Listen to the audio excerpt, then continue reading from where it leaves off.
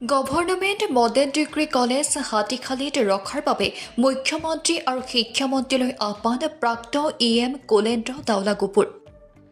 নমস্কাৰ, ভিডিঅ'টো ক্লিক কৰাৰ বাবে ধন্যবাদ। চাবলৈ আৰম্ভ কৰিছে ডিমাহা চাউ time. Hatikhali government model degree college মাহুৰৰ হাছং হাজোত স্থানান্তৰ ইছ্যুত ইতিমধ্যে হাতীখালী আৰু লাংটিঙত যথেষ্ট প্ৰতিক্ৰিয়াৰ সৃষ্টি হৈছে। সামাজিক মাধ্যমত বিশেষকৈ বৃহত্তৰ হাতীখালী আৰু লাংটিং এলেকাত ৰাজ্যৰ ফালৰ কলেজ হাতীখালীত ৰখাৰ বাবে দাবী তীব্ৰতৰ হৈছে।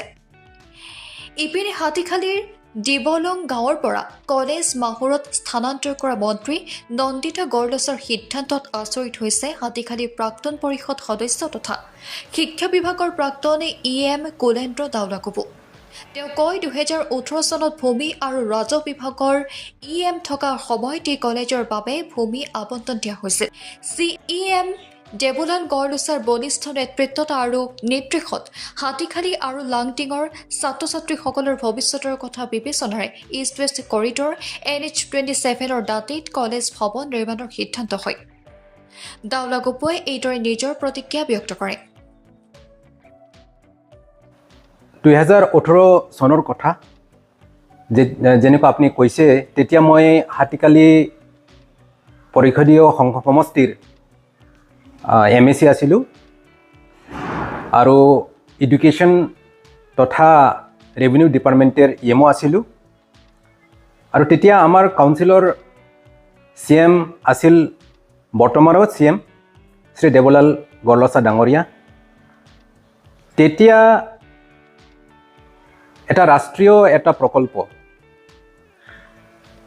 ৰাষ্ট্ৰীয় উচ্চতৰ শিক্ষা অভিযান ৰোজা, ইয়াৰ অধীনত এটা মডেল ডিগ্ৰী কলেজ ডিমা হাছাওৰ বাবে চেংচন কৰা হৈছিলে, মঞ্জুৰ কৰা হৈছিলে। তো এই কথাটো লৈ মই আমাৰ CM ডাঙৰীয়া শ্ৰী দেবুলাল গৰলছা ডাঙৰীয়াক আমি আলোচনা কৰিছিলোঁ, তেখেতৰ লগতে আলোচনা কৰিছিলোঁ যে এই প্ৰেষ্টিজিয়াছ ইনষ্টিটিউশ্যনটো ক'ত কৰিলে ভাল হ'ব। তো আমি দেখিছোঁ যে অকল মোৰ সমষ্টি বুলি নহয়, কিন্তু লাংটিং হাতীখালী অঞ্চলটো শৈক্ষিকভাৱে পিছপৰা, তাত কোনো ধৰণৰ উচ্চ শিক্ষা অনুষ্ঠান নাই। তো সেয়ে আমি ভাবিলোঁ,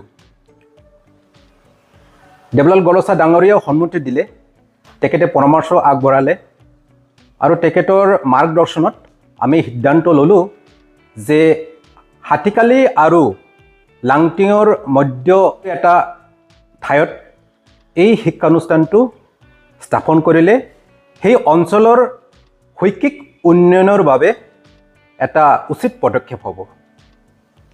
সেয়েহে আমি তেতিয়া এতিয়া যিটো বৰ্তমান ঠাই, যিটো ডিবলং আৰ্দপুৰ এলেকাত সেই মডেল ডিগ্ৰী কলেজ স্থাপনৰ সিদ্ধান্তটো ল'লোঁ। আমি ভূমি আবণ্টনো দিলোঁ। তাৰ পাছৰ কাহিনীটো এতিয়া যিটো বৰ্তমান সেই গোটেই নিৰ্মাণ প্ৰক্ৰিয়াটো শেষ হৈ গ'ল। সেইটোৰ আনুষ্ঠানিকভাৱে তাৰ ইনগ্ৰেশ্যনো হৈ গ'ল। আমাৰ মুখ্যমন্ত্ৰী ডাঙৰীয়া ডক্টৰ হিমন্ত বিশ্ব শৰ্মা ডাঙৰীয়াই তেখেতে এই মডেল ডিগ্ৰী কলেজটো আনুষ্ঠানিকভাৱে উদ্বোধন কৰিছে। কিন্তু এতিয়া অলপতে যিটো আমি শুনা পালোঁ যে এই শিক্ষানুষ্ঠানটো বেলেগলৈ মাহুৰলৈ স্থানান্তৰণ কৰা হ'ব। তো সেইটোও শুনি আমি অলপ আচৰিত হৈছোঁ, কিহৰ কাৰণে বা এইটো কৰিলে। এনেইতো মাহুৰ অঞ্চলত ছাত্ৰ ছাত্ৰীসকলৰ কাৰণে বেলেগ বিকল্প আছে।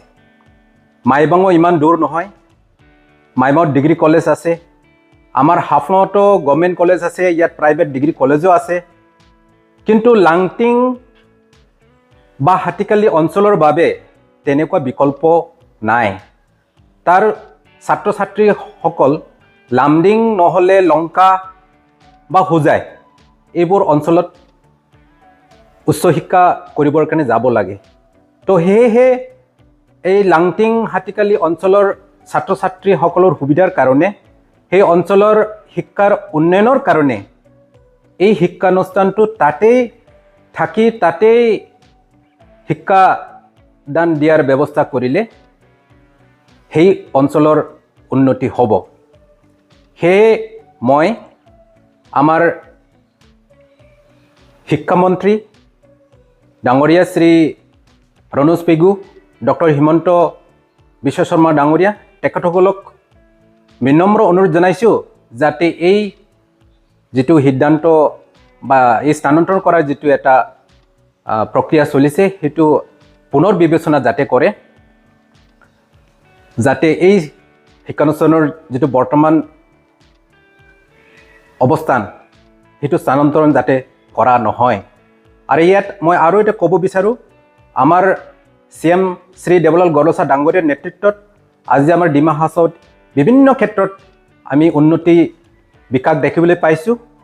তেখেতৰো সন্মতি আছিলে, তেখেতৰ মাৰ্গদৰ্শন আছিলে, তেখেতৰ ডাইনামিক লিডাৰশ্বিপৰ কাৰণে আমাৰ এই লাংটিং হাতীকালি অঞ্চলত ডিব্লুং আৰপুৰ এলেকাত এই এটা প্ৰেষ্টিজিয়াছ শিক্ষানুষ্ঠানটো স্থাপন কৰিবৰ এটা সুযোগ আমি পাইছিলোঁ। তো এই কাৰণে আমি তাৰ এই ষ্টেটাছ কোটো মেইনটেইন কৰিবৰ কাৰণে আমি বিনম্ৰ অনুৰোধ জনাইছোঁ।